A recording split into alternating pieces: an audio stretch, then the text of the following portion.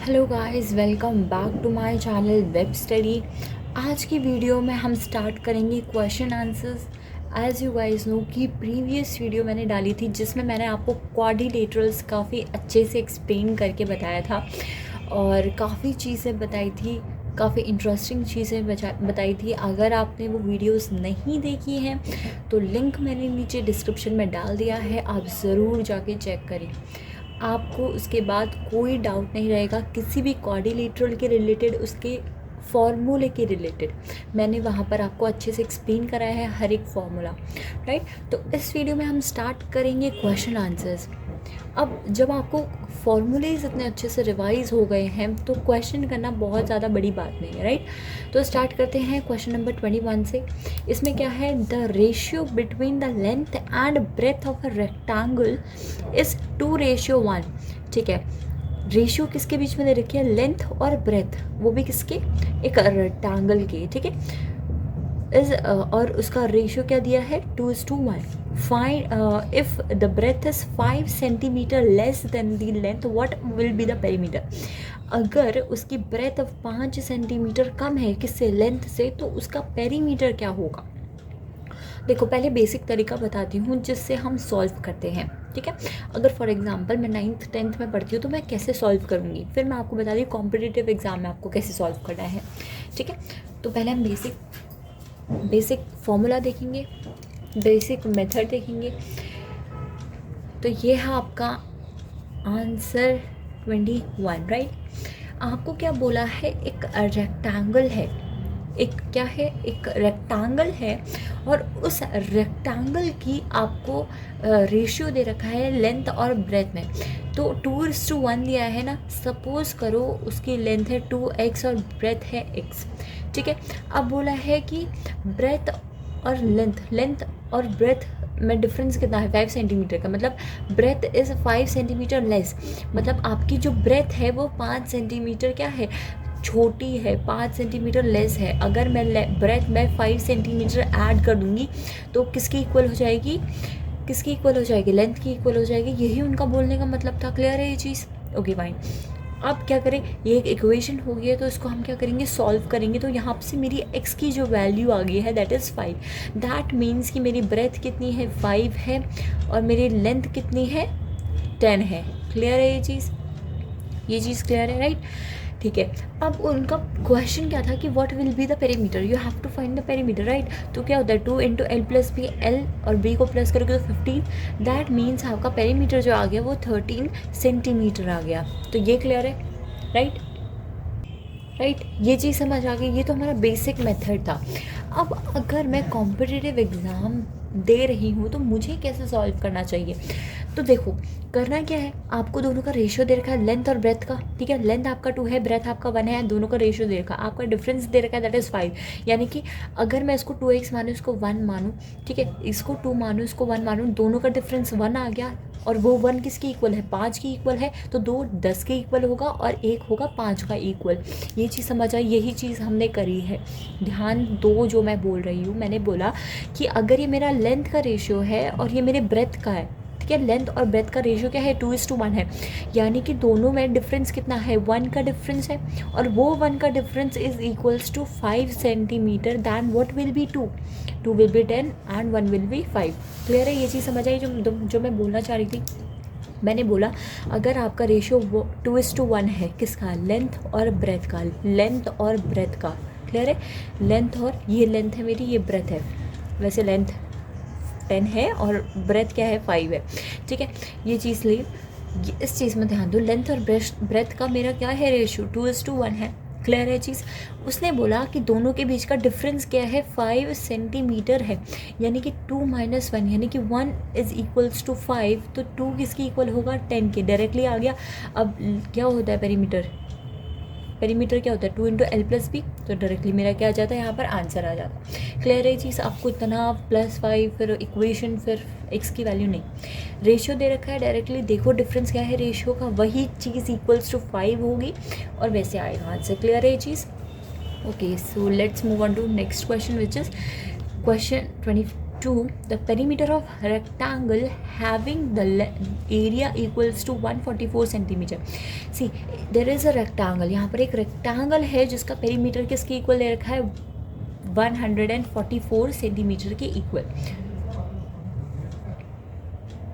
Sorry perimeter नहीं, area. The perimeter of rectangular having area. ध्यान देना लैंग्वेज में. पेरीमीटर एक रेक्टेंगल का जिसका एरिया है 144. अब आपको बताना है कि क्या होगा उसका पेरीमीटर. क्वेश्चन डायरेक्टली है कि पेरीमीटर बताओ उस रेक्टेंगल का जिसका एरिया 144 है और साइड्स के रेशियो दिया है 4:9. देखो क्वेश्चन समझने की कोशिश करो. इसमें आपको बोला है पेरीमीटर बताओ. क्या बताओ? पेरीमीटर बताओ किसका? उस रेक्टेंगल का जिसका एरिया क्या है, एरिया दिया है 144 और साइड का रेशियो, और किसका? साइड्स का रेशियो दिया है. क्या दिया है रेशियो? 4:9. ये है साइड्स का रेशियो. ठीक है, साइड का रेशियो ये है. तो ठीक है, मान लेते हैं हमारा एक साइड क्या है 4x है और दूसरी साइड है 9x. एरिया क्या होता है साइड का इंटू यानी कि L into B which is equals to 144. तो यहाँ पर मेरा x स्क्वायर किसके इक्वल हो जाएगा? x स्क्वायर किसके इक्वल हो जाएगा? यहाँ से आप डायरेक्टली कैंसिल करोगे. 3, 12, 36 और फिर divided by 9, so that will be equals to 4. तो यहाँ से मेरा x आ जाएगा 2. क्लियर है ये चीज़ क्लियर है कैसे आई? ठीक है, हमें क्या बोला था? हमें बोला था पेरीमीटर बताओ किसका? रेक्टेंगल का जिसका एरिया है 144 सेंटीमीटर स्क्वायर. ठीक है, सेंटीमीटर स्क्वायर. उसका क्या बताना है आपको? पेरीमीटर बताना है. साइड्स की रेशियो दी है 4:9. ठीक है, अगर साइड्स क्या है 4:9 है तो अगर मैं x को यूज़ ना करना चाहूँ, अगर किसी को प्रॉब्लम होती है, डर लगता है x से, तो आप डायरेक्टली देखो x 4:9 क्या है? 4:9 है 36. तो 36 अगर इक्वल है 144 के तो 1 इक्वल किसके होगा? 1 इक्वल होगा 2 के. दैट मीन्स हमारी एक साइड 1 इक्वल है 2 के तो 4 इक्वल होगा हमारा 8 के और 9 इक्वल होगा किसके? 18 के. ये है हमारी साइड्स. ये क्या है? हमारी साइड्स है. क्लियर है ये चीज़? राइट. ये क्या आ गया? हमारे साइड्स के इक्वल आ गया. तो आपको आपकी मर्ज़ी है आपको कैसे करना है. मैं आपको सिखाने के लिए ऐसा कर रही हूँ, बट जब आप ट्रेन हो जाओगे आप डायरेक्टली एक्स को एलिमिनेट करके अपनी कैलकुलेशन करना स्टार्ट कर दोगे. जैसे मैंने अभी यहाँ पर आपको करके दिखाया. मुझे एक्स यूज़ करना था इसीलिए मुझे इतना टाइम लगा. अगर मैंने एक्स को एलिमिनेट करा तो मेरा इतना टाइम लगता है और इतनी कैलकुलेशन होती. That's it. यहाँ से मेरी साइड्स का रेशियो कितना आ गया? 8:18 आ गया. अगर ये मेरी साइड्स हैं तो मेरा पेरीमीटर क्या होगा? इन दोनों का क्या सम विच विल बी 26. तो यहाँ से मेरा पेरीमीटर आ गया 52 सेंटीमीटर. क्लियर है ये चीज़? और ऑप्शन क्या है? ऑप्शन है ए. ये चीज़ क्लियर थी. नेक्स्ट देखते हैं. The area of a rectangular field is 15 time the sum of its length and breadth. एक रेक्टेंगुलर फील्ड है. ठीक है, एक रेक्टेंगुलर फील्ड है, उसका एरिया क्या है? 15 टाइम है किसके? उसकी लेंथ और ब्रेथ के सम की. यानी कि अगर उसकी लेंथ और ब्रेथ का सम करें तो उसकी 15 टाइम आ जाता है उसका एरिया. ठीक है. If the length of the field is 40 metre what will be the breadth. अगर उस फील्ड का लेंथ है आपका 40 मीटर तो ब्रेथ क्या होगा? ठीक है, अब ये देखते हैं कैसे निकालना है.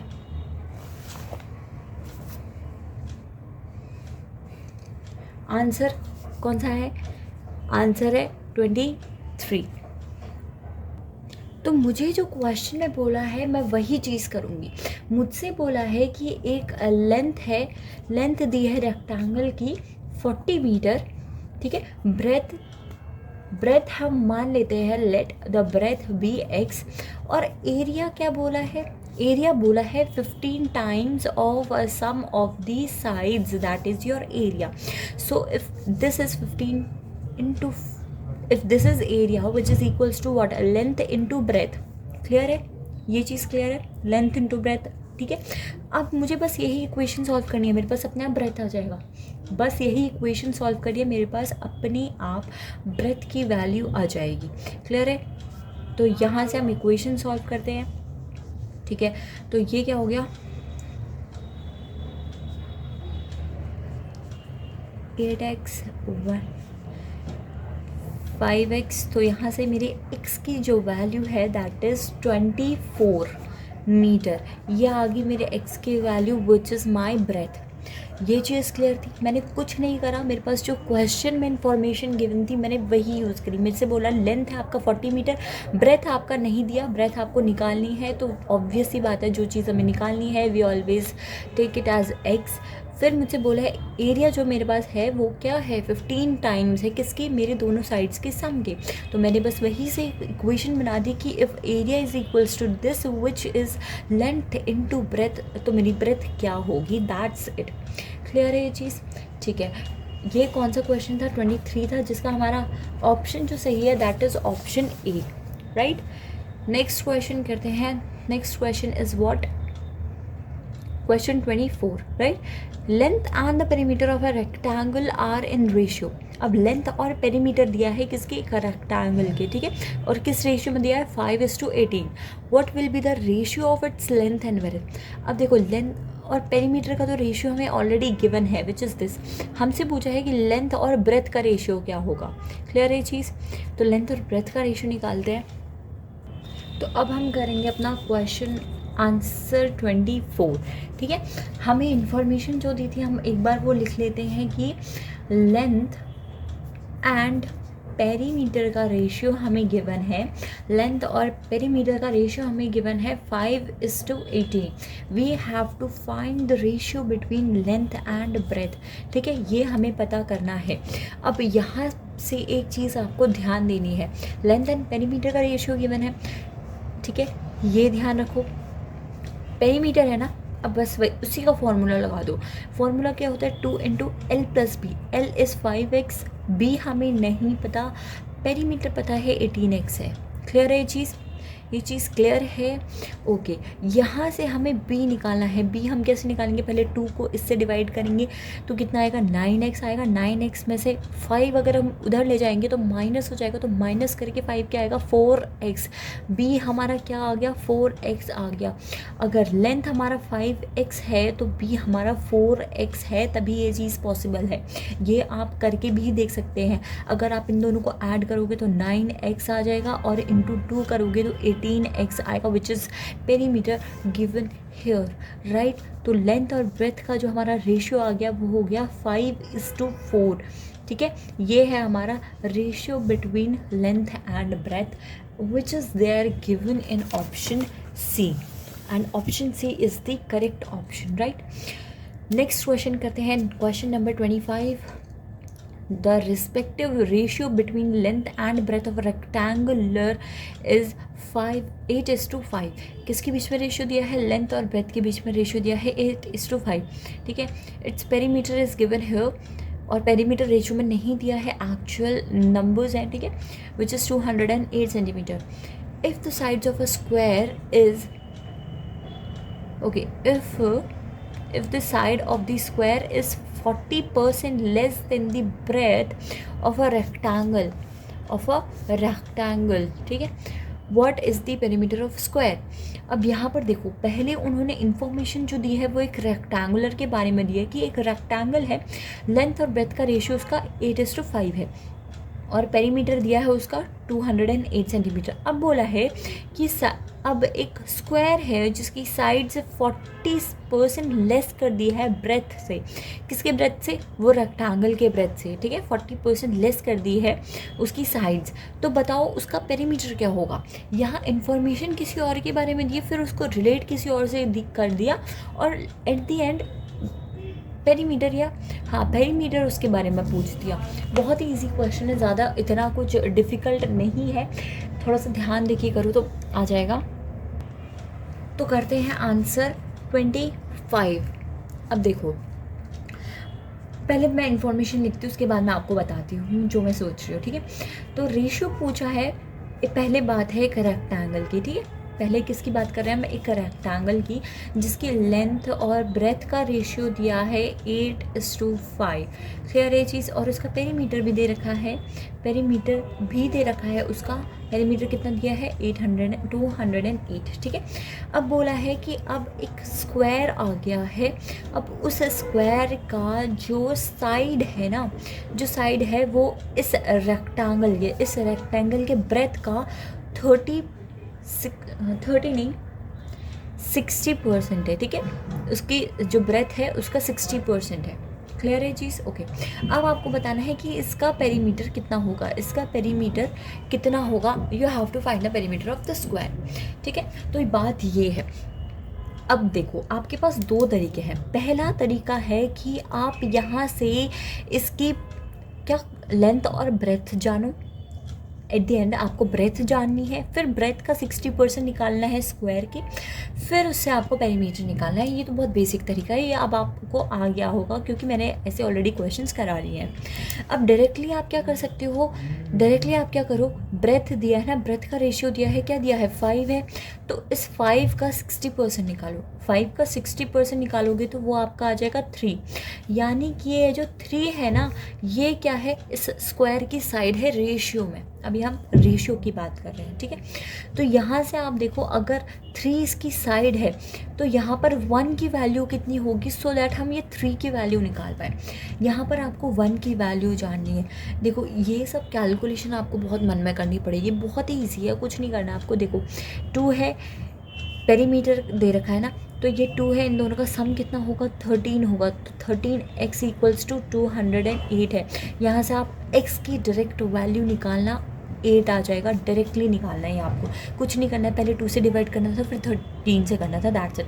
ठीक है, यहाँ से आपको 1 की वैल्यू पता चली है, x नहीं ये 1 है, 1 यूनिट की वैल्यू पता चली है 8 है, तो 3 की कितनी होगी, 3 की कितनी होगी, अगर 1 की 8 है तो 3 की कितनी होगी 24 होगी। दैट मीन्स साइड जो है ना वो 24 है। पेरीमीटर क्या होता है 24 × 4 which will be 96 will be the perimeter of the square.